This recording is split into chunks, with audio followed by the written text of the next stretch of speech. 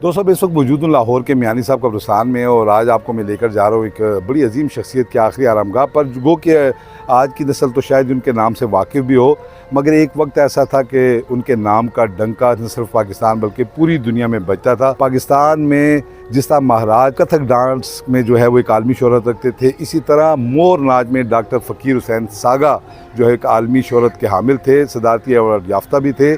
और जो है वो 2002 में उनका इंतकाल हुआ, तकरीबन 23 बरस पहले। तो जो 23 बरस में नस्ल आई है उसको तो शायद उनके कारनामों के मतलब इल्म नहीं होगा, लेकिन हम चलते हैं आज आपको ले जाकर डॉक्टर फ़कीर हुसैन सागा की कब्र भी दिखाते हैं, उनकी आखिरी आरामगाह भी दिखाते हैं और उससे पहले कब्रिस्तान का व्यू दिखाते हैं और उसके बाद जो है वो डॉक्टर फ़कीर हुसैन सागा को खिराज तहसीन भी पेश करते हैं। अब हम जी डॉक्टर फ़कीर हुसैन सागा की कब्र की तरफ जा रहे हैं। डॉक्टर फ़कीर हुसैन सागा चूँकि एक रकास थे, आलमी शोहरत याफ्ता रकास थे, उनके इस बात से लोग इख्तलाफ तो कर सकते हैं, लेकिन उनके हुनर से और उनकी महारत से इनकार करना मुमकिन नहीं है।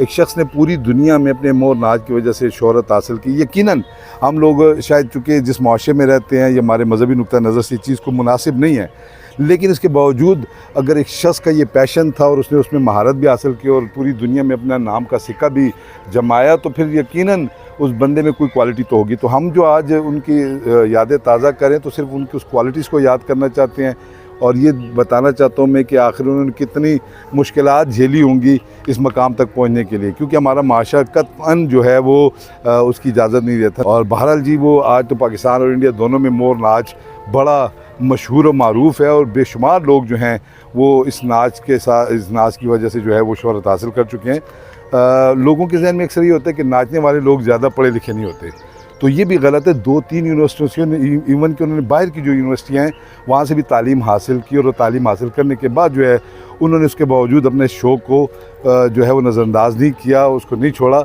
और वो इस शौक़ के साथ जो है वो आगे बढ़ते रहे और फिर एक दिन अल्लाह पाक ने उन्हें पूरी दुनिया में इस हवाले से जो है वो शोहरत दी। मतलब पाकिस्तान की जानिब से प्राइड ऑफ परफॉर्मेंस भी दिया गया और कहा जाता है कि एक वक्त में जो बड़ी बड़ी तकारीब होती थी इंटरनेशनल सतह की, उसमें जो है वो डॉक्टर फ़कीर हुसैन सागा की शमूलियत के बग़ैर मुमकिन नहीं समझा जाता था कि ये तकरीब मुनक़िद की जा सके। इस्लामी सरबराही कॉन्फ्रेंस जो है उसमें जब उन्होंने अपनी महारत दिखाई तो लोग दांतों में उंगलियां दबा कर रह गए। आप जिस फील्ड में भी जाना चाहें वहाँ अपनी डेडिकेशन के साथ काम करें और उसके बाद जो है वो अल्लाह पाक आपको कामयाबी देते हैं। तो बहरहाल जी डॉक्टर फ़कीर हुसैन सागा की बहुत सी अचीवमेंट्स हैं और उनके अचीवमेंट से बात करेंगे।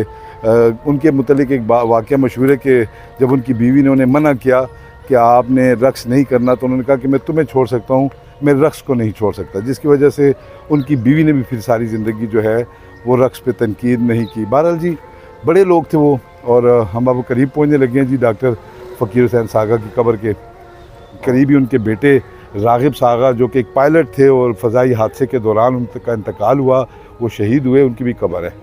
तो आपको दोनों कब्रों की आज हम ज़ियारत करेंगे। ये डॉक्टर फ़कीर हुसैन सागा की कब्र आ गई है जी, सामने डॉक्टर फ़कीर हुसैन सागा की कब्र है। एक कच्ची कब्र जो आपको नज़र आ रही है, ये डॉक्टर फ़कीर हुसैन सागा की कब्र है जी। प्राइड ऑफ परफॉर्मेंस उनके कदबे पे लिखा हुआ है। और ये बिल्कुल इसके साथ ही जो है जी, अगर हम आगे आते हैं तो उनके बेटे राग़िब सागा की कब्र भी यही है। ये है जी उनके बेटे राग़िब सागा की कब्र।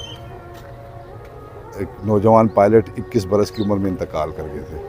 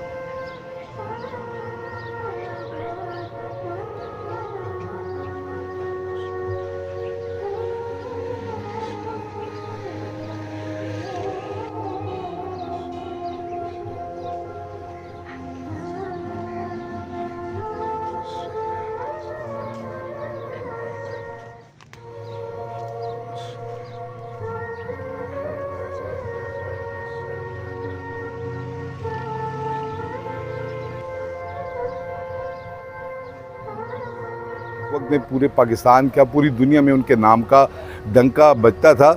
मोर नाच जो पाकिस्तान और इंडिया में बड़ा मशहूर, बड़ा फेमस है, इस मोर नाच की इजाद करने वाले डॉक्टर फ़कीर हुसैन सागा।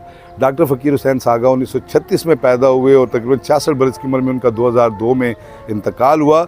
इंतहाई हाईली क्वालिफ़ाइड इंसान थे। मुख्तलिफ़ यूनिवर्सिटियों से उन्होंने आला तालीम हासिल की, दरस व तदरीस से भी वाबस्ता रहे, मगर फिर चूँकि नाच उनका एक पैशन था जिसकी वजह से जो है उन्होंने इस शोबे को अपनाया और फिर उसको उस ओजे कमाल पर पहुँचाया जिसकी गर्द भी आज तक कोई छू नहीं सका। डॉक्टर फ़कीर हुसैन सागा ने मोर नाच मुतारिफ़ कराया और फिर उसमें इतनी महारत हासिल की कि दुनिया अश अश कर उठी। कहा जाता है कि उन्हें एक पैशन था मोर नाच का, और न सिर्फ पाकिस्तान बल्कि पाकिस्तान से बाहर भी उन्होंने दुनिया भर में जो है वो अपने इस फ़न का मुज़ाहरा किया और दादो तहसीन समेटी। इस्लामी सरबराही कॉन्फ्रेंस में भी डॉक्टर फ़कीर हुसैन सागा ने अपने फ़न का मुज़ाहरा किया और वो कहते ये थे कि मैं इस दुनिया से हंसते हुए और नाचते हुए जाना चाहता हूँ। तो उनकी ये ख्वाहिश जो है वो पूरी हुई उस वक्त जब वो एक प्रोग्राम में शिरकत के लिए गए और वहाँ अपने फ़न का मुज़ाहरा कर रहे थे, तो अचानक उन्हें हार्ट अटैक हुआ और वो अल्लाह को प्यारे हो गए। अब मैं ही जिस कब्र के साथ खड़ा हूँ, ये कब्र है उनके बेटे राग़िब हुसैन की।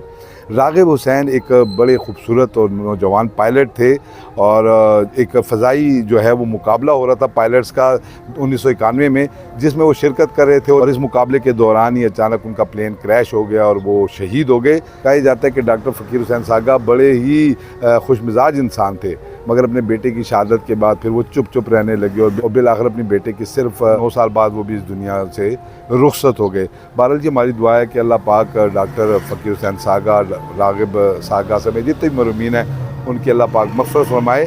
यकीनन ऐसे लोग और जिन्होंने किसी भी शोबे में पाकिस्तान का नाम रोशन किया उन्हें हमेशा याद रखना चाहिए, उनकी यादों को ताज़ा रखना चाहिए और उन्हें खराज तहसीन पेश करते रहना चाहिए।